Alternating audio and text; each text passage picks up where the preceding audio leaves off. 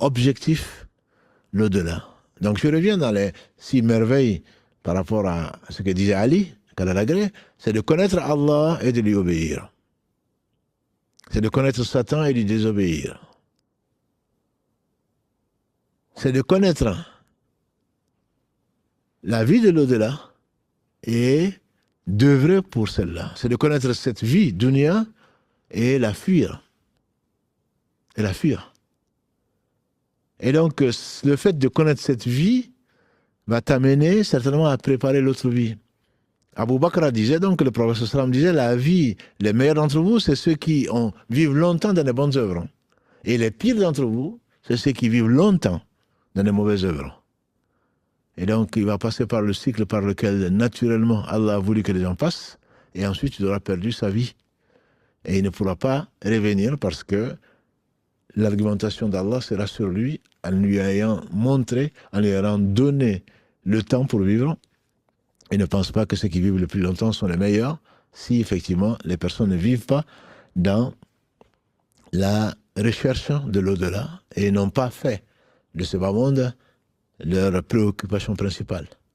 En effet, le prophète alayhi salatu wassalam nous a enseigné que ce temps est précieux, soit dans ce bas monde comme un passant ou un étranger. Ibn Omar Kalalagré, ainsi que son père, disait: si tu es au matin, n'attends pas le soir. Si tu es au soir, n'attends pas le matin. Prends pour ta vie, pour quand tu seras mort, et pour ta santé, pour quand tu seras malade. Donc il faut anticiper, il faut prévoir que demain tu vas mourir, peut-être ce sera avant demain. Et au plus tard, ce sera après-demain. Dans tous les cas, tu n'auras que ce que tu as mérité, dans la mesure où Allah t'aura laissé le temps pour revenir à lui, lui qui est celui qui accueille le repentir. Allah explique qu'est-ce que c'est que cette vie et l'illusion que l'homme peut avoir dans cette vie.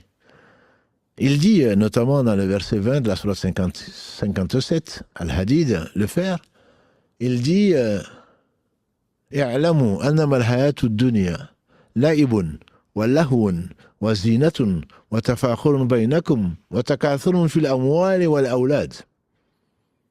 Sachez, réalisez que la vie de ce bas monde n'est que la'ibun, jeu, walahun, futilité. Et la compétition entre vous pour rentrer, pour savoir lequel d'entre vous, lequel d'entre vous a plus d'enfants ou a plus de richesses. Et après, il dit وَفِي الْآخِرَةِ عَذَابٌ شَدِيدٌ وَمَغْفِرَةٌ مِنَ اللَّهِ وَرِضْوَانٌ وَمَا الْحَيَاةُ الدُّنْيَا إِلَّا مَتَاعُ الْغُرُورِ. Et donc, cette vie, Allah la compare également pour toi qui observes, toi qui as un cœur pour voir, puisque ce n'est pas, comme il le dit subhanahu wa ta'ala, ce ne sont pas les yeux qui sont aveugles, c'est le cœur qui est dans la poitrine. Si tu observes tout simplement, tu n'as pas besoin de sortir d'une université, grande ou petite. Si tu observes tout simplement, tu vas te rendre compte que Allah donne des exemples simples. Dans ce verset 20 de la sourate 57, il te donne l'exemple de l'eau bénie qui descend du ciel, qu'il fait descendre du ciel par miséricorde et qui va par là être une cause pour que des plantes sortent belles, qui vont faire la joie du cultivateur. Et ensuite, ces plantes vont être desséchées et le vent va l'emporter. Cette vie, donc, n'est que passagère et éphémère. Quand la plante sort, le cultivateur est émerveillé par la culture. Mais en réalité, ça finira comment? Comme ce que tu as vu, tes parents partir, tes grands-parents partir avant, tes parents partir ensuite, et que toi-même, tu vas partir.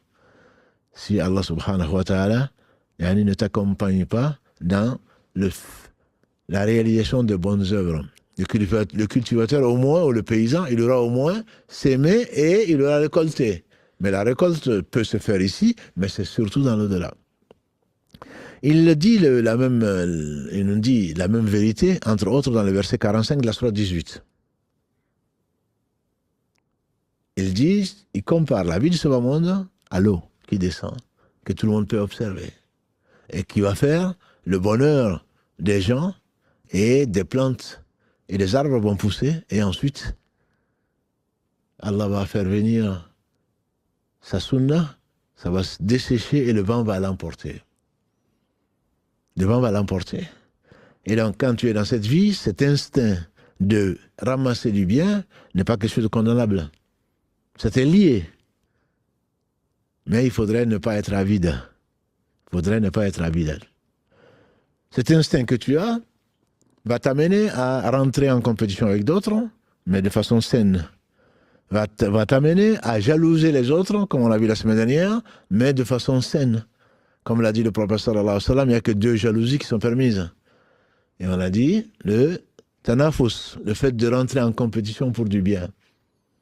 C'est celui qui a la science et la sagesse et qui enseigne, par exemple, ou qui juge entre les gens. Et c'est celui qui a de l'argent ou des biens et qui le dépense dans les chemins qu'Allah subhanahu wa ta'ala a aimé.